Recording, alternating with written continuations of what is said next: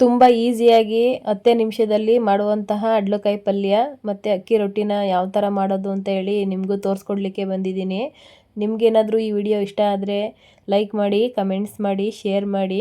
ಹೊಸ್ದಾಗಿ ಯಾರೆಲ್ಲ ನನ್ನ ವೀಡಿಯೋಸ್ನ ನೋಡ್ತಾ ಇದ್ದೀರಾ ಸಬ್ಸ್ಕ್ರೈಬ್ ಮಾಡಿಕೊಂಡು ನೋಡಿ ಅಂತ ಹೇಳಿ ಕೇಳ್ಕೊತಾ ಇದ್ದೀನಿ. ಇಷ್ಟು ದಿನ ಯಾರೆಲ್ಲ ಸಪೋರ್ಟ್ ಮಾಡಿಕೊಂಡು ನನ್ನ ವೀಡಿಯೋಸ್ನ ನೋಡ್ಕೊಂಡು ಬರ್ತಾ ಇದ್ದೀರಾ ಅವ್ರಿಗೆಲ್ಲ ಧನ್ಯವಾದಗಳನ್ನ ತಿಳಿಸ್ತಾ ಈ ವಿಡಿಯೋನ ಶುರು ಮಾಡ್ತಾ ಇದ್ದೀನಿ. ಪಡ್ಲಕಾಯಿ ಪಲ್ಯ ಮತ್ತು ಅಕ್ಕಿ ರೊಟ್ಟಿನ ಯಾವ ಥರ ಮಾಡೋದು ಅಂತ ಹೇಳಿ ಬೇಗನೆ ಆಗೋ ರೀತಿಯಲ್ಲಿ ಯಾವ ಥರ ರೊಟ್ಟಿ ಸ್ವಲ್ಪನೂ ಒಡಿದಂಗೆ ಚೆನ್ನಾಗಿ ಬರೋ ಥರ ಯಾವ ಥರ ಮಾಡೋದು ಅಂತೇಳಿ ನಿಮಗೂ ಕೂಡ ತೋರಿಸ್ಕೊಡ್ತೀನಿ. ನೀವೊಮ್ಮೆ ಇದೇ ಥರ ಟ್ರೈ ಮಾಡಿ ನೋಡಿ, ತುಂಬ ಅಂದರೆ ತುಂಬಾ ಚೆನ್ನಾಗಿರುತ್ತೆ. Hi hello welcome back to my YouTube channel.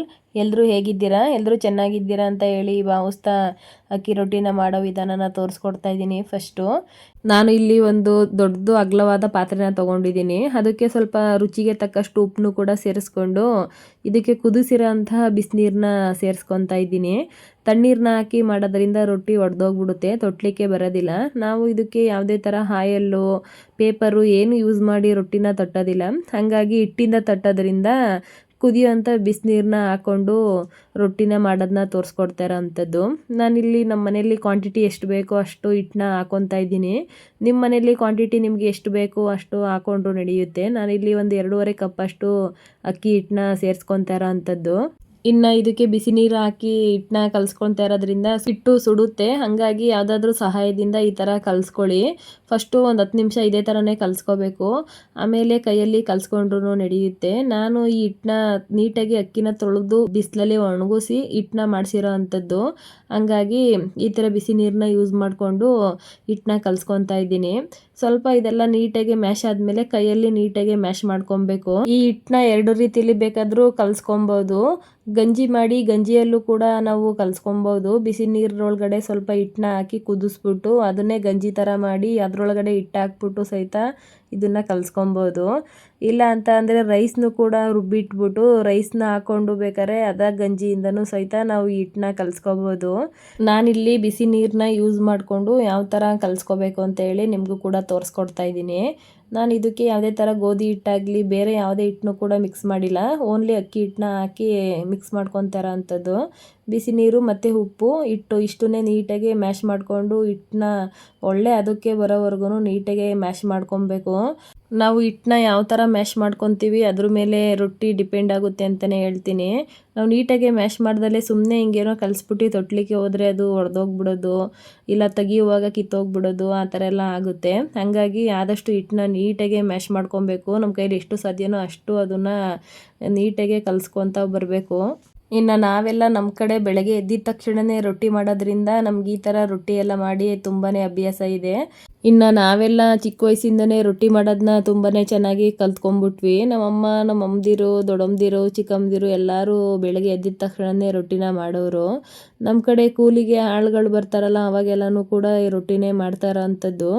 ಹಂಗಾಗಿ ತುಂಬಾ ಚೆನ್ನಾಗಿ ರೊಟ್ಟಿನ ತಟ್ಟೋದನ್ನ ಕಲ್ತ್ಕೊಂಡಿದ್ದೀವಿ. ತಟ್ಟ ರೊಟ್ಟಿ ಅಂತ ಅಂದರೆ ನಮ್ಮ ಕಡೆ ತುಂಬಾ ಫೇಮಸ್ಸು. ಈ ಬಳೆ ರೊಟ್ಟಿ ಆಗಲಿ ಪೇಪರ್ ಮೇಲೆ ಹಾಕೊಂಡು ತೊಟ್ಟೋದಾಗಲಿ ಯಾರೂ ನಮ್ಮ ಕಡೆ ಅಷ್ಟಾಗಿ ಇಷ್ಟಪಟ್ಕೊಂಡು ತಿನ್ನೋದಿಲ್ಲ. ಹಂಗಾಗಿ ಈ ಥರ ತಟ್ಟಿ ಮಾಡೋದ್ರಿಂದ ರೊಟ್ಟಿನ ತುಂಬಾ ಇಷ್ಟಪಟ್ಕೊಂಡು ತಿಂತಾರೆ ಅಂತಲೇ ಹೇಳ್ಬೋದು. ಇನ್ನು ಈ ಬಿಸಿನೀರನ್ನ ಹಾಕ್ಕೊಂಡು ಕಲಿಸ್ಕೊಂಡಿದ್ದಾದ್ಮೇಲೆ ನಮಗೆ ಎಷ್ಟೆಷ್ಟು ಬೇಕೋ ಅಷ್ಟಕ್ಕೆ ಸ್ವಲ್ಪ ತಣ್ಣೀರನ್ನ ಹಾಕ್ಕೊಂಡು ಕಲಿಸ್ಕೊತಾ ಬರಬೇಕು. ನಾವು ಜಾಸ್ತಿ ಬಿಸಿ ನೀರನ್ನ ಹಾಕಿದಷ್ಟು ಹಿಟ್ಟು ಥರ ಆಗಿಬಿಡುತ್ತೆ, ಅದು ತೊಟ್ಟಲಿಕ್ಕೆ ಬರೋದಿಲ್ಲ. ಹಂಗಾಗಿ ಫಸ್ಟು ನಾವು ಬಿಸಿನೀರಲ್ಲಿ ಕಲಿಸ್ಕೊಂಡಿದ್ದಾದ್ಮೇಲೆ ಒಂದು ಅದಕ್ಕೆ ಬಂದಮೇಲೆ ಮಿಕ್ಕಿದ್ದಕ್ಕೆ ತಣ್ಣೀರನ್ನ ಹಾಕ್ಕೊಂಡು ಸ್ವಲ್ಪ ಸ್ವಲ್ಪನೇ ಮಿಕ್ಸ್ ಮಾಡಿಕೊಂಡು ಕಲಿಸ್ಕೊಳ್ತಾ ಬನ್ನಿ. ನಾವು ಯಾವುದೇ ಒಂದು ಅಡುಗೆ ಮಾಡಬೇಕಾದ್ರೂ ಅಷ್ಟೇ, ಯಾವುದೇ ಒಂದು ಕೆಲಸ ಮಾಡಬೇಕಾದ್ರೂ ಅಷ್ಟೇ ತಾಳ್ಮೆ ತುಂಬಾ ಮುಖ್ಯ ಅಂತಲೇ ಹೇಳ್ಬೋದು. ಯಾವುದೇ ಆದ್ರೂ ಅಷ್ಟು ಸುಲಭವಾಗಿ ಯಾವುದೂ ಬರೋದಿಲ್ಲ. ಈ ಹಿಟ್ಟನ್ನ ನಾವು ಕಲಸಿದ್ದಾದ್ಮೇಲೆ ಒಂದು 1/2 ಅವರ್ ಆದ್ರೂ ನೀಟಾಗಿ ಮ್ಯಾಶ್ ಆಗಲಿಕ್ಕೆ ಬಿಡಬೇಕು. ದಿಢೀರ್ನೇ ನಾವು ಕಲಿಸ್ಬಿಟ್ಟು ದಿಢೀರ್ನೇ ಮಾಡ್ತೀವಿ ಅಂತ ಹೇಳಿದ್ರೆ ಯಾವುದೂ ಬರೋದಿಲ್ಲ. ನೀಟಾಗಿ ರೊಟ್ಟಿ ಬಂದ್ರೇ ಅದು ತುಂಬಾ ಚೆನ್ನಾಗಿರುತ್ತೆ, ಅಷ್ಟೇ ಕ್ರಿಸ್ಪಿಯಾಗಿ ಕೂಡ ಇರುತ್ತೆ. ಯಾರಾದರೂ ಮಾಡಿ ನೋಡಿಲ್ಲ ಅಂತ ಹೇಳಿದ್ರೆ ಒಮ್ಮೆ ಈ ಥರ ಟ್ರೈ ಮಾಡಿ ನೋಡಿ. ಏನಪ್ಪ ಬರೀ ಹಸಿಟ್ಟು ಕಲಸೋದನ್ನೇ ಇಷ್ಟೊಂದು ಥರ ಹೇಳ್ತವ್ರೆ ಅಂತೇಳಿ ಅಂದ್ಕೊಬೇಡಿ. ಅಷ್ಟು ನೀಟಾಗಿ ನಾವು ಅಷ್ಟು ತಾಳ್ಮೆಯಿಂದ ಹಿಟ್ಟನ್ನ ಕಲಿಸ್ತೀನಿ. ಹಂಗಾಗಿ ರೊಟ್ಟಿನೂ ಕೂಡ ಅಷ್ಟೇ ಗರಿ ಗರಿಯಾಗಿ ನೀಟಾಗಿ ಬರುತ್ತೆ ಅಂತ ಹೇಳ್ಬೋದು.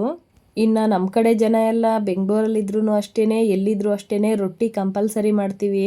ಮುದ್ದೆ ರೊಟ್ಟಿ ಅನ್ನೋದು ನಮ್ಮ ಕಡೆ ತುಂಬಾ ಫೇಮಸ್ ಅಂತಲೇ ಹೇಳ್ತೀನಿ. ಹಂಗಾಗಿ ಪ್ರತಿಯೊಂದು ಹಬ್ಬ ಇದ್ದರೂ ಅಷ್ಟೇ, ಏನಾದರೂ ಫಂಕ್ಷನ್ ಇದ್ದರೂ ಅಷ್ಟೇ ಫಸ್ಟು ರೊಟ್ಟಿನ ಮಾಡಿಕೊಂಡು ತಿನ್ನೋ ಅಂಥದ್ದು. ಈ ಬೆಂಗಳೂರು ಕಡೆ ಎಲ್ಲ ರೋಟಿ ಅದು ಇದು ಅಂತೇಳಿ ತಿಂತಾರಲ್ಲ, ಅದಕ್ಕಿಂತನೂ ಇನ್ನೂ ತುಂಬ ಚೆನ್ನಾಗಿರುತ್ತೆ ಅಂತಲೇ ಹೇಳ್ತೀನಿ. ಒಮ್ಮೆ ಯಾರಾದರೂ ಮಾಡೋರು ಇದ್ದರೆ ಈ ಥರ ಟ್ರೈ ಮಾಡಿ ನೋಡಿ. ಇನ್ನು ಹಿಟ್ಟನ್ನು ಕೂಡ ಕಲಸಾಯಿತು. ನಾನು ಇದನ್ನ ಒಂದು 10-15 ನಿಮಿಷ ನೀಟಾಗಿ ಮ್ಯಾಶ್ ಆಗಲಿಕ್ಕೆ ಇಟ್ಬಿಡ್ತೀನಿ. ಈ ಥರ ನೀಟಾಗಿ ಇಟ್ಬಿಟ್ರೆ ಅದು ತೊಟ್ಲಿಕ್ಕೂ ಕೂಡ ನೀಟಾಗಿ ಬರುತ್ತೆ. ಎಲ್ಲೂ ಕೂಡ ಒಡೆದೋಗೋದು ಕಿತ್ತೋಗೋದು ಆ ಥರ ಏನೂ ಆಗೋದಿಲ್ಲ. ನಾವು ಇದು ಹಸಿಟ್ಟು ಹಾಕ್ಕೊಂಡು ನಾವು ಏನ್ರ ಮೇಲೆ ಬೇಕಾದ್ರೂ ತೊಟ್ಕೊಬೋದು. ನಾನಿಲ್ಲಿ ಯಾವುದೇ ಥರ ಮಸಾಲೆ ರೊಟ್ಟಿನ ತೋರಿಸ್ತಾ ಇಲ್ಲ, ಪ್ಲೈನ್ ರೊಟ್ಟಿನ ತೋರಿಸ್ತಾ ಇರೋಂಥದ್ದು. ಇದೇ ಥರ ಹಿಟ್ಟಿಗೆ ಮಸಾಲೆ ರೊಟ್ಟಿನೂ ಕೂಡ ಮಾಡ್ಕೊಬೋದು. ಈರುಳ್ಳಿ, ಹಸಿಮೆಣಸಿನ್ಕಾಯಿ, ಕೊತ್ತಂಬರಿ ಸೊಪ್ಪು, ಜೀರಿಗೆ ಎಲ್ಲನೂ ಹಾಕಿ ಮಾಡಿದ್ರೆ ತುಂಬಾ ಚೆನ್ನಾಗಿರುತ್ತೆ. ಹುಷಾರಿಲ್ಲದೆ ಇದ್ದವ್ರಿಗೆಲ್ಲ ಈ ಥರ ಮಾಡಿ ಕೊಟ್ಟರೆ ಬೇಗನೆ ಕೂಡ ಹುಷಾರಾಗ್ತಾರೆ ಅಂತಲೇ ಹೇಳ್ಬೋದು. ಇನ್ನು ನಾನು ಈ ರೊಟ್ಟಿಗೆ ಪಲ್ಯನ ಮಾಡ್ಕೊತಾ ಇದ್ದೀನಿ. ಯಾವುದೇ ಥರ ಪಲ್ಯ ಆಗಲಿ ಚಟ್ನಿ ಆಗಲಿ ಯಾವುದಾದ್ರೂ ಮಾಡ್ಕೊಬೋದು. ಅಕ್ಕಿ ರೊಟ್ಟಿ ಕಾಯಿ ಚಟ್ನಿ ಇನ್ನೂ ಕೂಡ ತುಂಬಾ ಚೆನ್ನಾಗಿರುತ್ತೆ ಅಂತಲೇ ಹೇಳ್ಬೋದು. ಇನ್ನು ಮನೇಲಿ ಯಾವುದಾದ್ರೂ ತರಕಾರಿ ತೊಗೊಂಡು ಬಂದು ಮಿಕ್ಕೊಂಡಿತ್ತು ಅಂತ ಹೇಳಿದ್ರೆ ಯಾವುದೇ ಥರ ಪಲ್ಯ ಮಾಡ್ಕೊಂಡ್ರೂ ಕೂಡ ತುಂಬಾ ಚೆನ್ನಾಗಿರುತ್ತೆ.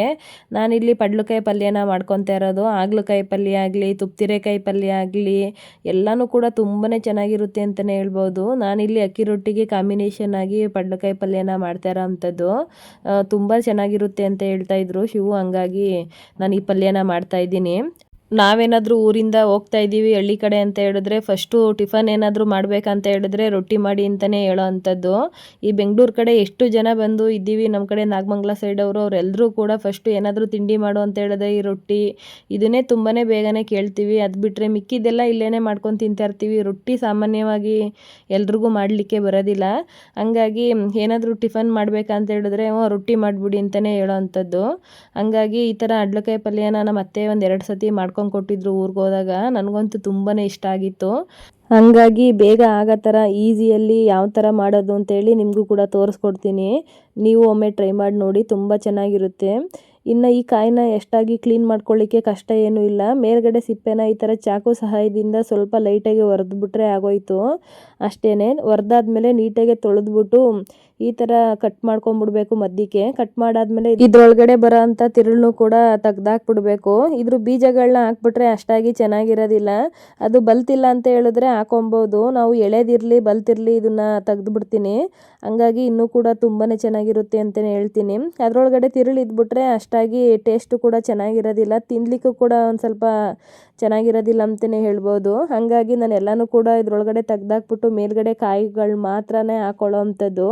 ಇವಾಗ ನೋಡ್ತಾ ಇರ್ಬೋದು ಪೂರ್ತಿ ಕಂಪ್ಲೀಟಾಗಿ ಎಲ್ಲನೂ ತೆಗ್ದಾಕ್ಬಿಟ್ಟು ನಮಗೆ ಯಾವ ಥರ ಸೈಜಲ್ಲಿ ಬೇಕೋ ಅಷ್ಟು ಸೈಜಲ್ಲಿ ಕಟ್ ಮಾಡ್ಕೊತಾ ಇದ್ದೀನಿ.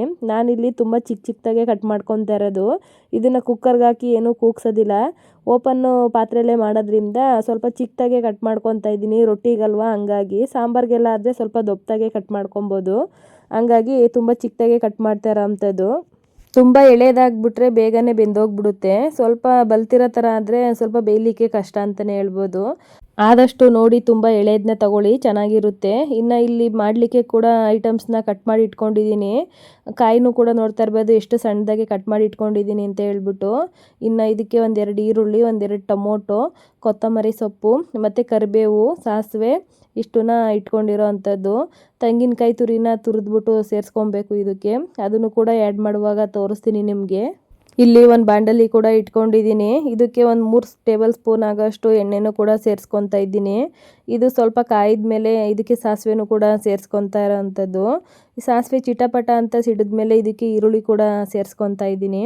ಈರುಳ್ಳಿನ ಸ್ವಲ್ಪ ಆದಷ್ಟು ಗೋಲ್ಡನ್ ಕಲರ್ ಬರೋವರೆಗೂ ಫ್ರೈ ಮಾಡ್ಕೊತೀನಿ ಇವಾಗ ಈ ಎಣ್ಣೆಯಲ್ಲೇ. ನಾನು ಫಸ್ಟು ಸಾಸಿವೆ ಹಾಕಿದಾಗ ಕರಿಬೇವಿನ ಸೊಪ್ಪನ್ನ ಹಾಕೋದಿಲ್ಲ, ಅದು ಸೀದೋಗ್ಬಿಡುತ್ತೆ ಅಂತ ಹೇಳಿ. ಅದು ಸ್ವಲ್ಪ ಹಸಿರಾಗಿದ್ರೇ ತಿನ್ನಲಿಕ್ಕೆ ಚೆನ್ನಾಗಿರುತ್ತೆ. ಇಲ್ಲ ಅಂತ ಹೇಳಿದ್ರೆ ಬ್ಲ್ಯಾಕ್ ಕಲರ್ ಥರ ಆಗಿಬಿಟ್ರೆ ಅಷ್ಟಾಗಿ ಚೆನ್ನಾಗಿರೋದಿಲ್ಲ. ಇದಕ್ಕೆ 1 ಟೇಬಲ್ ಸ್ಪೂನು ಅರಿಶಿನ ಪುಡಿನೂ ಕೂಡ ಸೇರಿಸ್ಕೊತಾ ಇದ್ದೀನಿ. ನಾವು ಹಸಿ ಪದಾರ್ಥದಲ್ಲಿ ಯಾವುದಾದ್ರೂ ಫ್ರೆಶ್ ಆಗಿ ಮಾಡೋದಾಯಿತು ಅಂತ ಹೇಳಿದ್ರೆ ಅದಕ್ಕೆ ಸ್ವಲ್ಪ ಅರಿಶಿನನೂ ಕೂಡ ಹಾಕೊಬೇಕು. ಅದರಲ್ಲಿರೋವಂಥ ಬ್ಯಾಕ್ಟೀರಿಯಾಗಳು ಕೂಡ ಅದರಲ್ಲಿ ನಾಶ ಆಗುತ್ತೆ ಅಂತಲೇ ಹೇಳ್ಬೋದು. ಆರೋಗ್ಯಕ್ಕೂ ಕೂಡ ತುಂಬಾ ಒಳ್ಳೆಯದು. ಟರ್ಮರಿಕ್ ಪೌಡ್ರನ್ನ ಹಂಗಾಗಿ ಸೇರಿಸ್ಕೊತಾ ಇರೋವಂಥದ್ದು. ನಾನು ಇಲ್ಲಿ ಟೊಮೊಟೊನೂ ಕೂಡ ಹಾಕ್ಕೊಂಡಿದ್ದೀನಿ. ಇದಕ್ಕೆ ಹುಣಸೆಹಣ್ಣು ಹುಳಿನೂ ಕೂಡ ಬಿಟ್ಕೊಬೋದು. ನಾನು ಹುಣಸೆಹಣ್ಣು ಹುಳಿನ ಹಾಕ್ತಾಯಿಲ್ಲ, ಪಲ್ಯಕ್ಕೆ ಚೆನ್ನಾಗಿರೋದಿಲ್ಲ. ಹಂಗಾಗಿ ಟೊಮೊಟೊನ ಸೇರಿಸ್ಕೊತಾ ಇದ್ದೀನಿ. ಹುಳಿ ಟೊಮೊಟೊನ 2 ತೊಗೊಂಡಿದ್ದೀನಿ, ಚಿಕ್ಕ ಸೈಜಷ್ಟು. ನೀವು ನಿಮ್ಮ ಮನೆಯಲ್ಲಿ ಎಷ್ಟು ಕ್ವಾಂಟಿಟಿ ಬೇಕೋ ಅಷ್ಟು ನೋಡಿ ಸೇರಿಸ್ಕೊಳ್ಳಿ. ನಾನು ಇಲ್ಲಿ ಒಂದು 3 ಅಡ್ಲಕಾಯಿನ ತೊಗೊಂಡಿರೋದ್ರಿಂದ ಸ್ವಲ್ಪ ಕ್ವಾಂಟಿಟಿಯಲ್ಲೇ ಮಾಡ್ಕೊತಾರ ಅಂಥದ್ದು. ಹಂಗಾಗಿ ಟೊಮೊಟೊ ಎಲ್ಲ ಸ್ವಲ್ಪ ಸಾಫ್ಟ್ ಆಗೋವರೆಗೂ ಫ್ರೈ ಮಾಡ್ಕೊಬೇಕು. ಚೆನ್ನಾಗಿ ಎಷ್ಟು ಫ್ರೈ ಆಗುತ್ತೆ ಅಷ್ಟು ಚೆನ್ನಾಗಿ ಪಲ್ಯ ಬರುತ್ತೆ. ಇನ್ನು ಇವಾಗ ರುಚಿಗೆ ತಕ್ಕಷ್ಟು ಉಪ್ಪನ್ನು ಕೂಡ ಇವಾಗಲೇ ಸೇರಿಸ್ಕೊತಾ ಇದ್ದೀನಿ. ತುಂಬ ಅಂದರೆ ತುಂಬ ಈಸಿಯಾಗಿ ಪಲ್ಯ ಆಗೋಗ್ಬಿಡುತ್ತೆ ಅಂತಲೇ ಹೇಳ್ಬೋದು. ಒಂದು 4 ಐಟಮ್ಸ್ ಇದ್ರೇ ಸಾಕು, ಈ ಪಲ್ಯ ರೆಡಿನೇ ಆಗೋಗ್ಬಿಡುತ್ತೆ. ಹಂಗಾಗಿ ಟೊಮೊಟೊ ಎಲ್ಲ ಸ್ವಲ್ಪ ಸಾಫ್ಟ್ ಆಗೋವರೆಗೂ ಫ್ರೈ ಮಾಡ್ಕೊತಾ ಇದ್ದೀನಿ. ಸ್ವಲ್ಪ ಲೈಟಾಗಿ ಆಯಿಲ್ ಬಿಟ್ಕೊಂಡು ಬೇಯೋ ಥರ ಇದನ್ನು ಸಾಫ್ಟಾಗಿ ಹುರ್ಕೊಬೇಕು. ಇಷ್ಟಾದರೆ ಸಾಕು, ಫುಲ್ಲು ಗೊಜ್ಜು ಆಗಬೇಕು ಅಂತ ಏನಿಲ್ಲ. ಇನ್ನು ಇದಕ್ಕೆ ಕಟ್ ಮಾಡಿ ಇಟ್ಕೊಂಡಿರೋ ಅಂಥ ಪಡ್ಲಕಾಯಿನೂ ಕೂಡ ಸೇರಿಸ್ಕೊತಾ ಇದ್ದೀನಿ. ನೋಡ್ತಾ ಇರ್ಬೋದು ಎಷ್ಟು ನೀಟಾಗಿ ಕಾಣಿಸ್ತಾ ಇದೆ ಅಂತ ಹೇಳಿ. ಇದನ್ನು ನೀಟಾಗಿ ಮಿಕ್ಸ್ ಮಾಡ್ಕೊಂಬಿಡ್ಬೇಕು ಎಲ್ಲ ಕಡೆನೂ. ಆಲ್ರೆಡಿ ಉಪ್ಪು ಎಲ್ಲ ಹಾಕಿರೋದ್ರಿಂದ ಎಲ್ಲ ಕಡೆ ನೀಟಾಗಿ ತಿರ್ಕೊಂತ ಸಣ್ಣ ಉರಿಯಲ್ಲಿ ಆದಷ್ಟು ಬೇಯಿಸ್ಕೊಬೇಕು. ಇದರಲ್ಲಿ ಯಾವುದೇ ಥರ ನೀರಿನಂಶ ಇರೋದಿಲ್ಲ, ಹಂಗಾಗಿ ಬೇಗ ತಳ ಹಿಡಿದ್ಬಿಡುತ್ತೆ. ಹಂಗಾಗಿ ನೀಟಾಗಿ ಸಣ್ಣ ಉರಿಯಲ್ಲೇ ತಿರ್ಕೊಂತ ಬೇಯಿಸ್ಕೊತಾ ಇರಬೇಕು. ಇವಾಗ ಎಲ್ಲ ಕಡೆ ಮಿಕ್ಸ್ ಮಾಡಿದ್ದಾದಮೇಲೆ ಒಂದು 10ರಿಂದ 15 ನಿಮಿಷ ಬೇಯಿಸ್ಕೊಬೇಕು. ಚೆನ್ನಾಗಿ ಎಣ್ಣೆಯಲ್ಲಿ ಫ್ರೈ ಆದಮೇಲೆ ಇದಕ್ಕೆ ಖಾರದ ಪುಡಿನ ಕೂಡ ಸೇರಿಸ್ಕೊತಾ ಇದ್ದೀನಿ. ಮನೆಯಲ್ಲೇ ಮಾಡಿರೋ ಅಂಥ ಮಸಾಲೆ ಪುಡಿ. ನಿಮ್ಮ ಮನೇಲಿ ಯಾವುದೇ ಥರ ಮಸಾಲೆ ಪುಡಿ ಮಾಡಿದರೆ ಅದನ್ನು ಕೂಡ ನೀವು ಸೇರಿಸ್ಕೊಬೋದು. ಇಲ್ಲ ಅಂಗಡಿ ಮಸಾಲೆನ ಹಾಕ್ಕೊಂಡು ಮಾಡ್ಕೊತೀವಿ ಅಂತ ಹೇಳಿದ್ರೆ ಅದರಲ್ಲೂ ಕೂಡ ಚಿಕನ್ ಮಸಾಲ, ಮಟನ್ ಮಸಾಲ ಯಾವುದಾದ್ರೂ ಕೂಡ ಸೇರಿಸ್ಕೊಬೋದು, ಚೆನ್ನಾಗಿರುತ್ತೆ. ಇಲ್ಲಿ ನಾನು ಸ್ವಲ್ಪ ಕ್ವಾಂಟಿಟಿಯಲ್ಲಿ ನೀರನ್ನು ಕೂಡ ಸೇರಿಸ್ಕೊತಾ ಇದ್ದೀನಿ. ನೋಡ್ತಾ ಇರ್ಬೋದು, ತಣ್ಣೀರಾದರೂ ಸೇರಿಸ್ಕೊಬೋದು, ಬಿಸಿ ನೀರಾದರೂ ಸೇರಿಸ್ಕೊಬೋದು. ಆಲ್ರೆಡಿ ನಮ್ಮ ಮನೆಯಲ್ಲಿ ಬಿಸಿನೀರು ಕಾಯಿಸಿರೋದಿತ್ತು, ಹಂಗಾಗಿ ಬಿಸಿ ನೀರನ್ನ ಸೇರಿಸ್ಕೊಂಡಿರೋ ಅಂಥದ್ದು. ನಾವು ಇದನ್ನು ಗೊಜ್ಜು ರೀತಿಯಲ್ಲಿ ಮಾಡ್ಕೊಳ್ಳೋದ್ರಿಂದ ನೀರನ್ನ ಆದಷ್ಟು ನೋಡಿಕೊಂಡು ಸೇರಿಸ್ಕೊಳ್ಳಿ. ಜಾಸ್ತಿ ಸೇರಿಸ್ಕೊಂಡ್ಬಿಟ್ರೆ ತುಂಬ ತೆಳ್ಳಗಾಗ್ಬಿಡುತ್ತೆ, ಸಾಂಬಾರು ಥರ ಅನಿಸುತ್ತೆ, ತಿನ್ನಲಿಕ್ಕೆ ಚೆನ್ನಾಗಿರೋದಿಲ್ಲ. ಇದನ್ನು ರೊಟ್ಟಿಗೆ ಮಾಡೋದ್ರಿಂದ ಸ್ವಲ್ಪ ಡ್ರೈ ಆಗೇ ಇರಬೇಕು. ಹಂಗಾಗಿ ಅದು ಬೇಯಲಿಕ್ಕೆ ಎಷ್ಟು ನೀರು ಬೇಕೋ ಅಷ್ಟು ಇಟ್ಬಿಟ್ಟು ಒಂದು ಲಿಡ್ನು ಕೂಡ ಕ್ಲೋಸ್ ಮಾಡಿ ಇಟ್ಬಿಡ್ತೀನಿ ಇವಾಗ. ಇನ್ನು ಈ ಕಾಯಿ ಬಂದು ತುಂಬ ಎಳೆದಿರೋದ್ರಿಂದ ಜಾಸ್ತಿ ಹೊತ್ತು ಬೇಯಿಸೋ ಅಂಥ ಅವಶ್ಯಕತೆ ಏನಿಲ್ಲ. ಒಂದು 10 ನಿಮಿಷ ಬೇಯಿಸ್ಕೊಂಡ್ರೆ ಸಾಕು, ನೀಟಾಗೆಲ್ಲ ಬೆಂದೋಗ್ಬಿಡುತ್ತೆ. ಇನ್ನು ನೋಡ್ತಾ ಇರ್ಬೋದು ಎಷ್ಟು ನೀಟಾಗಿ ಫ್ರೈ ಆಗಿದೆ ಅಂತ ಹೇಳ್ಬಿಟ್ಟು. ಇನ್ನು ಈ ಹಂತದಲ್ಲಿ ಬಂದಾಗ ಇದಕ್ಕೆ ಕಾಯಿ ತುರಿನೂ ಕೂಡ ಸೇರಿಸ್ಕೊತಾ ಇದ್ದೀನಿ. ಈ ಕಾಯಿ ತುರಿ ಏನು ಫ್ರೈ ಮಾಡ್ಕೊಳ್ಳೋ ಅವಶ್ಯಕತೆ ಏನಿಲ್ಲ. ಇದು ನೀರಿನಂಶ ಎಲ್ಲ ಹೀರ್ಕೊಂಡು ಲೈಟಾಗಿ ಡ್ರೈ ಆಗೋವರೆಗೂ ಸ್ವಲ್ಪ ತಿರ್ಕೊಂತ ಬೇಯಿಸ್ಕೊಬೇಕು. ಇಲ್ಲಾಂದರೆ ಕಾಯಿ ಹಾಕಿರೋದ್ರಿಂದ ಎಲ್ಲ ತಳ ಹಿಡಿದ್ಬಿಡುತ್ತೆ, ಸೀದೋಗ್ಬಿಟ್ರೆ ಅಷ್ಟು ಚೆನ್ನಾಗಿರೋದಿಲ್ಲ ಅಂತ ಹೇಳ್ತೀನಿ. ಹಂಗಾಗಿ ಒಂದು 10 ನಿಮಿಷ ಬೇಯಿಸ್ಕೊಂಡ್ರೆ ಸಾಕು, ನೀಟಾಗೆಲ್ಲ ಡ್ರೈ ಆಗಿಬಿಡುತ್ತೆ. ಇನ್ನು ನೀವು ಈ ಹಂತದಲ್ಲೇ ಖಾರ, ಉಪ್ಪು, ಹುಳಿ ಏನಾದರೂ ಬೇಕು ಅಂತ ಹೇಳಿದ್ರೆ ಹೆಚ್ಚು ಕಡಿಮೆ ಮಾಡ್ಕೊಬೋದು. ಇವಾಗಲೂ ಕೂಡ ಸೇರಿಸ್ಕೊಂಡ್ರೆ ಏನು ಪ್ರಾಬ್ಲಮ್ ಇಲ್ಲ, ತುಂಬಾ ಚೆನ್ನಾಗಿರುತ್ತೆ. ನಮ್ಮದೆಲ್ಲ ಪರ್ಫೆಕ್ಟಾಗಿರೋದ್ರಿಂದ ನಾನೇನು ಸೇರಿಸ್ಕೊತಾ ಇಲ್ಲ. ಇನ್ನು ರೊಟ್ಟಿ ಮಾಡೋಣ ಅಂತ ಹೇಳಿ ಇವಾಗ ಒಂದು ಕಡೆ ರೊಟ್ಟಿನೂ ಮಾಡಲಿಕ್ಕೆ ಇಟ್ಕೊಂಡಿದ್ದೀನಿ. ನಾನಿಲ್ಲಿ ಯಾವುದೇ ಥರ ಪೇಪರ್ ಆಗಲಿ, ಮಣೆ ಆಗಲಿ ಯಾವುದನ್ನು ಯೂಸ್ ಮಾಡ್ಕೊತಾ ಇಲ್ಲ. ಈ ಥರ ಸೆಲ್ಫ್ ಮೇಲೇ ನಾನು ರೊಟ್ಟಿನ ತಟ್ಕೊತಾ ಇರೋ ಅಂಥದ್ದು. ಈ ಥರ ಹಸಿಟ್ಟನ್ನ ಫಸ್ಟು ಸೆಲ್ಫ್ ಮೇಲೆ ಸ್ವಲ್ಪ ಹಾಕೊಂಡ್ಬಿಡ್ಬೇಕು. ನೀಟಾಗಿ ವಾಶ್ ಮಾಡಿ ಒಣಗಿದ್ದಾದಮೇಲೆ ಈ ಥರ ಹಾಕೊಬೇಕು. ಹಾಕೊಂಡಿದ್ದಾದಮೇಲೆ ಈ ಥರ ಕೈಯಲ್ಲಿ ಉಂಡೆ ಮಾಡಿ ರೌಂಡ್ ಶೇಪಲ್ಲಿ ಮಾಡ್ಕೊಬೇಕು ಈ ಥರ ಹಿಟ್ಟನ್ನ. ಈ ಥರ ರೌಂಡ್ ಶೇಪಲ್ಲಿ ನೀಟಾಗಿ ಮ್ಯಾಶ್ ಮಾಡ್ಕೊಂಡಿದ್ದಾದಮೇಲೆ ಇನ್ನೊಂದು ಸ್ವಲ್ಪ ಹಸಿಟ್ಟನ್ನ ಮೇಲ್ಗಡೆ ಹಾಕ್ಕೊಂಡು ಈ ಥರ ನಿಧಾನಕ್ಕೆ ಬೆರಳುಗಳ ಸಹಾಯದಿಂದ ತೊಟ್ಕೊತಾ ಬರಬೇಕು. ಜಾಸ್ತಿ ಪ್ರೆಸ್ ಮಾಡಿ ತೊಟ್ಟಿದ್ರೆ ಚೆನ್ನಾಗಿ ಬರೋಲ್ಲ, ಕಿತ್ತೋಗ್ಬಿಡುತ್ತೆ, ಮತ್ತು ಸೆಲ್ಫು ಕೂಡ ಅಂಟ್ಕೊಂಡ್ಬಿಡುತ್ತೆ. ಆದಷ್ಟು ಹಸಿಟ್ಟನ್ನ ಹಾಕೊಂಡೇ ಈ ಥರ ನಿಧಾನಕ್ಕೆ ಬೆರಳುಗಳ ಸಹಾಯದಿಂದ ತೊಟ್ಕೊತಾ ಬರಬೇಕು. ಇನ್ನು ನಾನು ಹಳೆ ವಿಡಿಯೋಸಲ್ಲಿ ಮಸಾಲೆ ಅಕ್ಕಿ ರೊಟ್ಟಿನ ಮಾಡೋದನ್ನ ತೋರಿಸಿದ್ದೆ, ಈ ಥರ ಪ್ಲೈನ್ ರೊಟ್ಟಿನ ಮಾಡೋದನ್ನ ತೋರಿಸಿರಲಿಲ್ಲ. ಹಂಗಾಗಿ ಇವತ್ತು ತೋರಿಸ್ತಾ ಇರೋ ಅಂಥದ್ದು. ಈ ಥರ ಬೆರಳುಗಳ ಸಹಾಯದಿಂದ ಎತ್ಬಿಟ್ಟು ಹಾಕಿದ್ದೀನಿ ರೊಟ್ಟಿನ. ಒಂದು ಕಡೆ ಬೇಯ್ತಾ ಇರೋವಾಗಲೇ ಇನ್ನೊಂದು ರೊಟ್ಟಿನೂ ಕೂಡ ಈ ಥರ ಮಾಡಿಕೊಂಡು ಅದನ್ನು ಕೂಡ ನೀಟಾಗಿ ಬೆರಳುಗಳ ಸಹಾಯದಿಂದನೇ ತೊಟ್ಕೊತಾ ಬರಬೇಕು. ಹಂಗಾಗಿ ಇನ್ನೊಂದು ರೊಟ್ಟಿ ಬೇಯೋದ್ರೊಳಗಡೆ ಇನ್ನೊಂದು ತೊಟ್ಟಿ ಆಗಿರಬೇಕು, ಬೇಗನೆ ಬೆಂದೋಗ್ಬಿಡುತ್ತೆ. ಇದಕ್ಕೆ ಗೋಧಿ ಹಿಟ್ಟು, ಜೋಳದ ಹಿಟ್ಟು ಆ ಥರ ಯಾವುದಾದ್ರೂ ಸೇರಿಸ್ಕೊಂಬಿಟ್ರೆ ಬೇಗನೆ ಸೀದೋಗ್ಬಿಟ್ಟು ಚೆನ್ನಾಗಿರೋದಿಲ್ಲ, ಮೆತ್ತಗೆ ಅನ್ನಿಸ್ತಾ ಇರುತ್ತೆ. ಗರಿ ಆಗಿರಬೇಕು ರೊಟ್ಟಿ ಅಂತ ಹೇಳಿದ್ರೆ, ತಿನ್ನಲಿಕ್ಕೂ ಕೂಡ ಹಂಗೆ ಇರಬೇಕು. ಒಂದು ತಿನ್ನೋರು 4 ರೊಟ್ಟಿ ತಿಂತೀನಿ ಅಂತ ಹೇಳಿ ಆಸೆ ಪಡಬೇಕು. ಆ ಥರ ಇದ್ರೇ ಅದು ರೊಟ್ಟಿ ಅಂತ ಹೇಳಿ ಅನ್ಸೋದು. ನಮಗೆ ಎಷ್ಟು ಕ್ವಾಂಟಿಟಿಯಲ್ಲಿ ಬೇಕೋ ಅಷ್ಟು ಕೂಡ ನಾವು ತೊಟ್ಕೊಬೋದು. ತುಂಬ ತೆಳ್ಳಗೂ ಬೇಕಾದ್ರೂ ತೊಟ್ಕೊಬೋದು, ದಪ್ಪಕ್ಕೂ ಕೂಡ ತೊಟ್ಕೊಬೋದು. ನಮ್ಮ ಮನೇಲಿ ಜಾಸ್ತಿ ತೆಳ್ಳಗೆ ಅಕ್ಕಿ ರೊಟ್ಟಿನ ತಿನ್ನೋದ್ರಿಂದ ತುಂಬ ತೆಳ್ಳಗೆ ರೊಟ್ಟಿನ ಮಾಡ್ಕೊತಾ ಇರೋ ಅಂಥದ್ದು. ಇನ್ನು ಈ ರೊಟ್ಟಿನ ಸೆಲ್ಫ್ ಮೇಲಿಂದ ತೆಗಿಲಿಕ್ಕೆ ಯಾವುದೇ ಥರ ಸಹಾಯ ಏನು ಬೇಡ, ಬೆರಳುಗಳ ಸಹಾಯದಿಂದನೇ ಇದನ್ನು ತೊಗೊಂಡು ಹಾಕೊಬೋದು. ಆದಷ್ಟು ರೊಟ್ಟಿನ ಹತ್ರದಲ್ಲೇ ತೊಟ್ಕೊಂಡಿರಿ, ತಾವೇ ಹತ್ರದಲ್ಲೇ ಇದ್ರೇ ಬೇಗ ತೆಗ್ದು ಹಾಕ್ಬೋದು. ಇನ್ನು ಹಾಕಿರೋವಂಥ ರೊಟ್ಟಿ, ಫಸ್ಟು ಮಾಡಿರೋ ರೊಟ್ಟಿ ನೋಡ್ತಾ ಇರ್ಬೋದು ಬೆಂದಿದೆ. ಈ ಥರ ಒಂದು ಬಟ್ಟೆ ಸಹಾಯದಿಂದ ಎಲ್ಲ ಕಡೆ ನೀರನ್ನ ಸ್ಪ್ರೆಡ್ ಮಾಡ್ಕೊತಾ ಇದ್ದೀನಿ. ಕೈಯಲ್ಲಿ ಮಾಡೋದ್ರಿಂದ ಸುಡುತ್ತೆ. ಹಂಗಾಗಿ ಈ ಥರ ಬಟ್ಟೆ ಸಹಾಯದಿಂದ ಮಾಡಿಬಿಟ್ಟು ಇವಾಗ ರೊಟ್ಟಿನ ಮಡ್ಚಾಕ್ತಾ ಇರೋ ಅಂಥದ್ದು. ನೀರನ್ನ ಸವರಿದ್ಮೇಲೆ ಒಂದು ಸೈಡ್ಗೆ ಮಡ್ಚಾಕಬೇಕು ರೊಟ್ಟಿನ, ಅವಾಗ ಎರಡು ಸೈಡು ನೀಟಾಗಿ ಬೇಯುತ್ತೆ. ಇಲ್ಲ ಅಂತ ಹೇಳಿದ್ರೆ ಹಸಿ ಹಸಿ ಅನಿಸುತ್ತೆ, ಚೆನ್ನಾಗಿರೋದಿಲ್ಲ ತಿನ್ನಲಿಕ್ಕೆ. ಇನ್ನು ಇದು ಬೇಯೋದ್ರೊಳಗಡೆ ಪಲ್ಯ ಕೂಡ ರೆಡಿ ಆಯಿತು. ನೋಡಿ ಎಷ್ಟು ನೀಟಾಗೆ ಪಲ್ಯ ಆಗಿದೆ ಅಂತ ಹೇಳ್ಬಿಟ್ಟು. ನೀರೆಲ್ಲ ಹೀರ್ಕೊಂಡು ತುಂಬಾ ಡ್ರೈ ಆಗಿ ಬೆಂದಿದೆ. ಇಷ್ಟು ಮಾಡಿದ್ರೆ ಸಾಕು, ಪಲ್ಯ ರೆಡಿಯಾಗೇ ಬಿಡುತ್ತೆ. ಇನ್ನು ಒಂದು ಕಡೆ ರೊಟ್ಟಿನೂ ಕೂಡ ಬೇಯ್ತಾ ಇದೆ, ಇನ್ನೊಂದು ಕಡೆ ಪಲ್ಯ ಕೂಡ ರೆಡಿಯಾಗಿದೆ. ಈ ಹಂತದಲ್ಲಿ ಬಂದಮೇಲೆ ಇವಾಗ ಕೊತ್ತಂಬರಿ ಸೊಪ್ಪನ್ನು ಕೂಡ ಸೇರಿಸ್ಕೊತಾ ಇದ್ದೀನಿ. ಇಷ್ಟೇ ಮಾಡಿದ್ರೆ ಸಾಕು, ಪಲ್ಯ ರೆಡಿನೇ ಆಯಿತು ಅಂತಲೇ ಹೇಳ್ಬೋದು.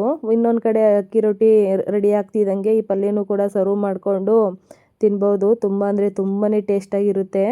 ಈ ವಿಡಿಯೋ ನಿಮಗೆ ಸ್ವಲ್ಪನಾದರೂ ಇಷ್ಟ ಆಗಿರುತ್ತೆ ಅಂತ ಹೇಳಿ ಭಾವಿಸ್ತೀನಿ. ನಿಮಗೇನಾದರೂ ಇಷ್ಟ ಆಗಿದ್ದರೆ ಲೈಕ್ ಮಾಡಿ, ಕಮೆಂಟ್ಸ್ ಮಾಡಿ, ಶೇರ್ ಮಾಡಿ. ಇನ್ನೂ ತುಂಬ ಜನ ಸಬ್ಸ್ಕ್ರೈಬ್ ಮಾಡ್ದಲೇ ನನ್ನ ವೀಡಿಯೋಸ್ನ ನೋಡ್ತಾ ಇದ್ದೀರಾ. ದಯವಿಟ್ಟು ಒಂದು ಸಬ್ಸ್ಕ್ರೈಬ್ ಮಾಡಿಕೊಂಡು ನೀವು ಬೆಳೆಸಿದ್ರೆ ತಾನೇ ನಾವು ಮುಂದೆ ಬರೋಕ್ಕೆ ಸಾಧ್ಯ. ಹಂಗಾಗಿ ಸಪೋರ್ಟ್ ಮಾಡಿ ಅಂತ ಹೇಳಿ ಕೇಳ್ಕೊತಾ ಇದ್ದೀನಿ. ಇನ್ನೂ ನಿಮಗೆ ಯಾವುದಾದ್ರೂ ವೀಡಿಯೋಸು ಬೇಕು ಅಂತ ಹೇಳಿದರೆ ನನಗೆ ಕಮೆಂಟ್ಸ್ ಮಾಡಿ ಹೇಳಿ, ಯಾವುದ್ರ ಬಗ್ಗೆ ಏನಾದರೂ ವೀಡಿಯೋ ಮಾಡಿ ಅಂತ ಹೇಳಿ. ನನಗೂ ಕೂಡ ಅವಾಗ ಒಂಥರ ಖುಷಿಯಾಗುತ್ತೆ, ನಾನು ಕೂಡ ವೀಡಿಯೋನ ಮಾಡ್ತೀನಿ. ಇವತ್ತಿನ ವ್ಲಾಗ್ನ ಇಲ್ಲಿಗೆ ಎಂಡ್ ಮಾಡ್ತಾ ಇದ್ದೀನಿ. ನೆಕ್ಸ್ಟ್ ವೀಡಿಯೋದಲ್ಲಿ ಸಿಗ್ತೀನಿ.